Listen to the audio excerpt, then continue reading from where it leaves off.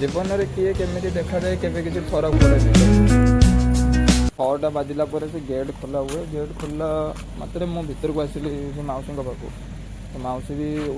मौसी showy taser गोटे ताटिया आउ गामछा नहीं आसते जो थे कि से लाट्रिन जी लाट्रिन जाके से मौसा कौन क्षयर हे आपने देखिए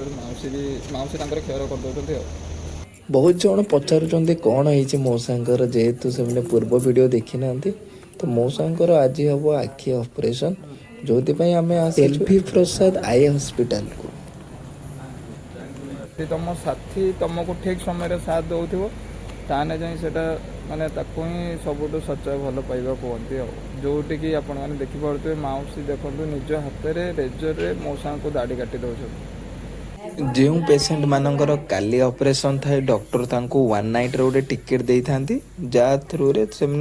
सिक्यूरीटी को देखे वन नाइट पे आश्रय रे स्टे करिथांती आउ आपण मानको सकाळ 8टा पूर्व आपण को सही बाहरिया को पड़ो कंपाइन ना से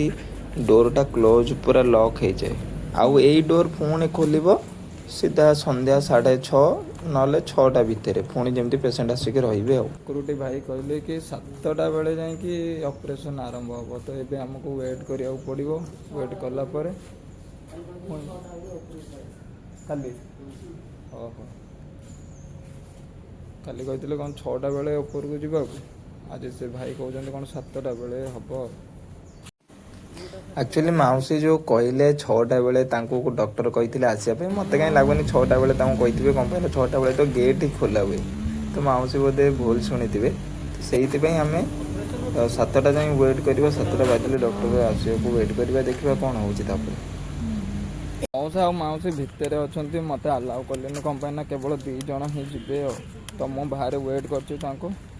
सी आसिले कौन कथा बहुत जोर भोक लगे मुझे सीधा पलैली ब्रेकफास्ट करने देखिए बहुत ही मिठाई बस बस बोर लगे मुझे आरंभ करदेली मोर लाइव पेंटिंग आपने देखुए गोटे मौसी को मुझे ड्र कर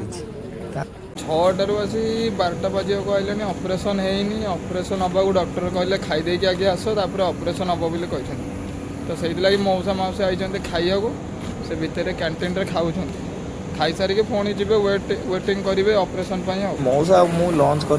मौसी खाइले कंपाइन ना कौन से कहले अरुआ भात खाइबे अरुआ भात हॉस्पिटल नथिला बोली से खाइले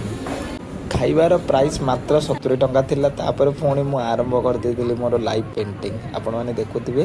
गोटे कपुल मते कहले तांकर पुआ और तांकर पेंटिंग करिया को मु ताको करू मौसी को देखिके टिके शांति मिलला कंपाइन मु एते सखाळू वेट करची ए जाय एबे जाय कि मौसा ऑपरेशन सइला मौसी आछंती मेडिसिन